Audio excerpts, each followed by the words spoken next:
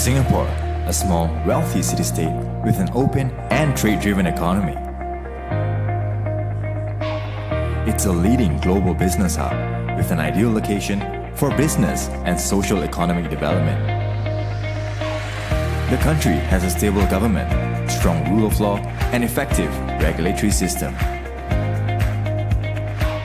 It's a financial, shipping, and trade hub for the Asia-Pacific region and a perfect launchpad for the continent. Businesses from all over the world are enticed by the business environment that the country has to offer. The economy of Singapore is a vibrant free market economy, developing at a very fast pace. With excellent connectivity and a strategic location near the world's largest emerging markets, these are just some of the benefits you can derive from the Lion City.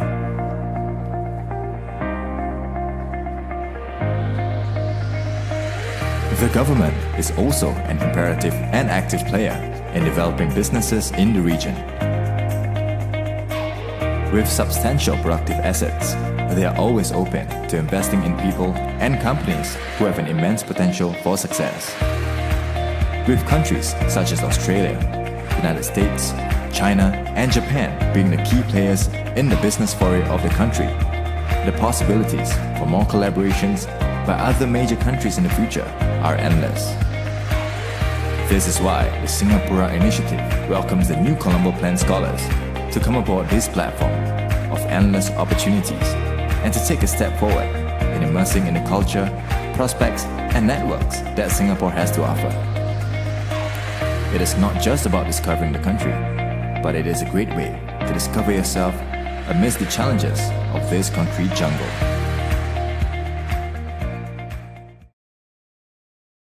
I think the benefit for Australians coming here is to experience something different. You know, they're at an interesting period in their life, like you, young adults. So often what you experience, the friendships you make, the tests you set yourself, the lessons you learn at that sort of age are formative for someone's life. So it's a great opportunity to bring young Australians to this part of the world and to see something different, to actually expand their horizons, to learn about a different part of the world, different cultures, different ways of living, and to make friendships that we hope will endure for their lives. Just as the participants in the Colombo Plan in the 50s and 60s and 70s made friendships that have endured for them, hopefully that will be true for the Australians that come to Singapore and elsewhere. So we run a lot of events that bring people from different communities together, and we like to get the participants from the new Colombo Plan to come along and participate. So it's great to see them and to hear what they're learning and what they're seeing, but also offer them the opportunity to network with other Australians and Singaporeans here around this. So they've participated in quite a few events. We had Commonwealth Games events in the lead up to the Commonwealth Games, business events, cultural events of one sort or another. So it's always good to see them and to hear their stories, to hear how they're faring and what they're learning, and that's always very rewarding. It's very nice to be part of. You can learn certain things from school books and in a classroom, but the most important things you often learn are through face-to-face interaction with other people, and the sort of things you learn from them in trying to put yourself in their shoes, how they see the world, and seeking to understand that a lot better. I think that's actually a very empowering thing itself. So that can be a big contributor to someone's education and their development.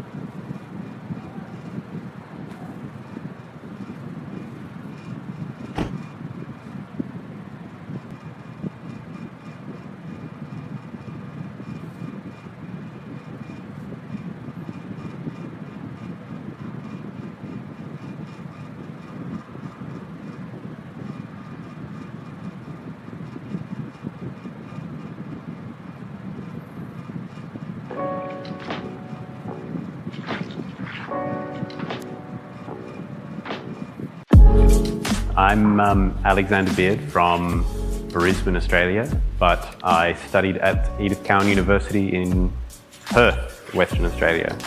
And I'm here now in Singapore on a new Columbo Plan Scholarship. So until the end of last year, I was undertaking a course at the Intercultural Theatre Institute as a study abroad student. And there I finished my degree from Perth.